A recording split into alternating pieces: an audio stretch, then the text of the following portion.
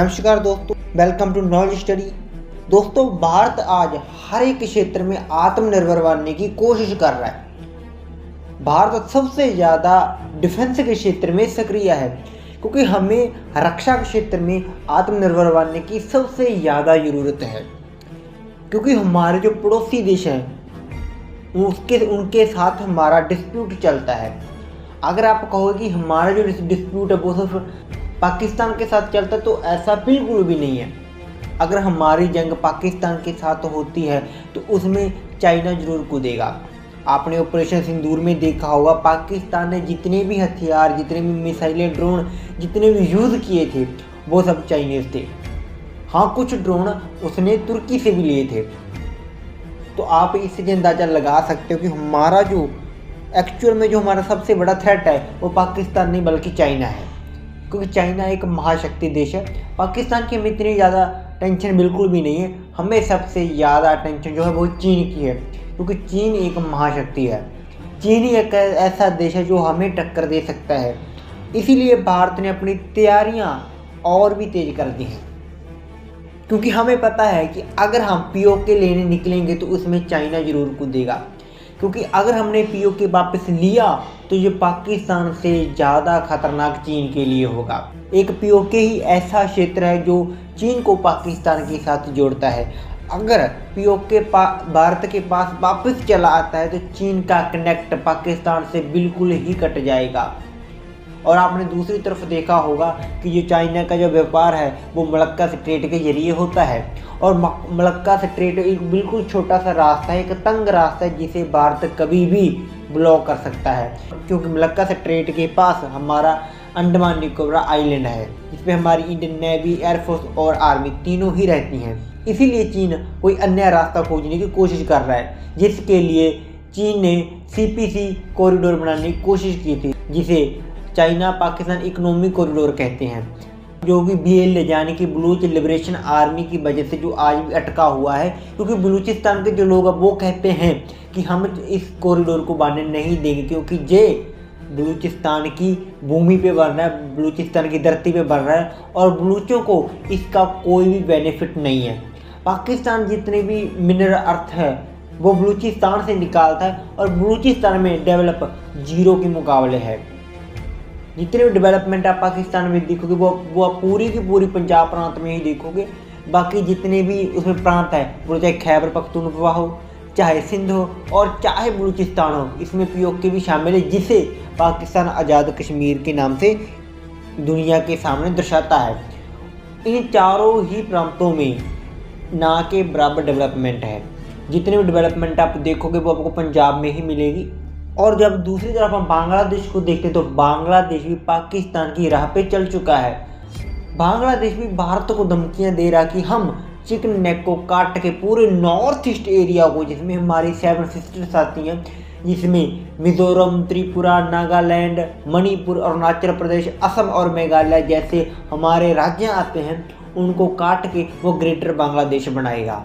ये बांग्लादेश खुद नहीं कर सकता, ये सिर्फ बांग्लादेश, पाकिस्तान और चाइना की कहने पे कर रहा है। और भारत भी अच्छे से जानता है कि अगर हमने बांग्लादेश के साथ युद्ध किया तो वो बांग्लादेश युद्ध नहीं होगा, वो पाकिस्तान और चीन के साथ युद्ध होगा।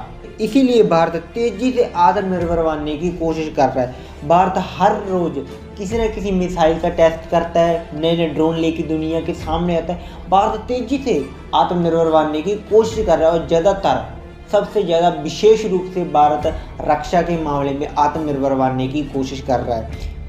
अभी कुछ ही दिनों में भारत के हाथ में सबसे बड़ी एक उपलब्धि हासिल की है, जिसे हम वायु अस्त्र 1 के नाम से जानते हैं। देखिए, वायु अस्त्र भारत का एक स्वदेशी अत्याधुनिक लॉन्ड्रिंग म्यूनिशन यानी कि आत्मघाती ड्रोन है। इसे पुणे स्थित रक्षा कंपनी नेवी लिमिटेड द्वारा आत्मनिर्भर भारत के अभियान के तहत विकसित किया गया है, जिसकी मार्ग क्षमता है वो 100 किलोमीटर की है और जो ये ऊंचाई का जो इसका प्रदर्शन है वो 14,000 फीट का है। इसका इतना सटीक निशाना है कि ये दुश्मन को पल झपकते ही खत्म कर सकता है। भारत एक शांति प्रिय देश है और हम वसुधैव कुटुंबकम की नीति पर चलने वाले लोग हैं। हमारा देश एक प्राचीन सभ्यता के साथ साथ एक संस्कृति और परंपरा से भी एक अमीर राज्य है। और दुनिया को जो जानना हो, बेशक भारत एक शांति प्रिय देश है, लेकिन अगर कोई भारत को छेड़ेगा तो भारत से छोड़ने वाला नहीं है। ये नया भारत है, ये 1962 वाला भारत नहीं है। ये नया भारत है जो दुश्मनों को पल झपकते ही खत्म करने की ताकत भी रखता है और हौसला भी रखता है। क्योंकि भारत अब ये समझ चुका, जो आने वाला जो टाइम है वो टेक्नोलॉजी का टाइम है। दुनिया को देखते हुए हमें बहुत कुछ अभी करना बाकी है और हम तेज़ी से करने की कोशिश भी कर रहे हैं। और मुझे लगता है कि भारत बहुत जल्द इन सभी उपलब्धियों को हासिल कर लेगा। हाँ, इसमें भी कोई संदेह नहीं कि हमें चाइना जैसे देशों का मुकाबला करने के लिए हमें और भी ज़्यादा तेज़ गति से दौड़ना होगा। क्योंकि जब हम चीन और अमेरिका को देखते हैं, बेशक आज हम दुनिया की चौथी सबसे बड़ी अर्थव्यवस्था हैं, कुछ ही समय के बाद हम तीसरी सबसे बड़ी अर्थव्यवस्था बन जाएंगे, लेकिन जो उसके बाद फर्स्ट और सेकंड नंबर पे जो आने वाली अर्थव्यवस्थाएं हैं, जैसे कि अमेरिका और चीन हो गया, उनको पछाड़ पाना बहुत ही ज़्यादा कठिन है। वो इसलिए क्योंकि जो अमेरिका की जो जीडीपी है, जो उसकी अर्थव्यवस्था, वो लगभग 30 ट्रिलियन डॉलर के करीब है और वही चाइना की 20 ट्रिलियन डॉलर के करीब है। और अगर हम भारत की जीडीपी और अर्थव्यवस्था को देखें तो जो 4.1 ट्रिलियन डॉलर की है। आप देख सकते हो चीन, भारत और चीन में कितना ज़्यादा फासला है। पहले हमें चीन को पहचानना होगा और उसके बाद अमेरिका को, क्योंकि जो आगे हमारे सामने जो देश आने वाले हैं वो छोटे मोटे या नॉर्मल देश नहीं है, वो महाशक्तिशाली कहलाने वाले देश हैं। तो भारत को अपनी जो रफ्तार है वो और भी ज़्यादा तेज़ करनी होगी और हमें गवर्नमेंट की आत्मनिर्भर भारत के इस अभियान में हमें साथ देना होगा। हमें बाहरी चीज़ों को त्याग के हमें स्वदेशी को अपनाना होगा। Made in India, make in India को अपनाना होगा। हम अगर कोई भी चीज़ बाज़ार में खरीदने के लिए जाएं तो उस पर मेड इन इंडिया या मेक इन इंडिया ज़रूर लिखा होना चाहिए। हम वही खरीदें, हमारे लिए और हमारे देश के लिए यही आवश्यक है। क्योंकि अगर हमारे देश को कोई आगे लेके जा सकता है तो वो हम भारतवासी ही हैं। क्योंकि आज दुनिया की सबसे बड़ी पॉपुलेशन हमारे ही देश की है, सबसे बड़ी युवा आबादी हमारे पास है, तो हमारे पास अपॉर्चुनिटीज़ बहुत सारी हैं।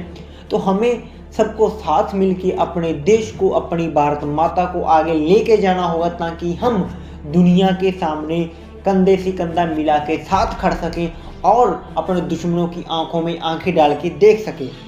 हमारा देश सोने की चिड़िया कहलाने वाला देश था और हमें उसी मकाम तक पहुंचना है। हमें आज भी दुनिया सोने की चिड़िया कहे, हमें ऐसी मंजिल हासिल करनी है।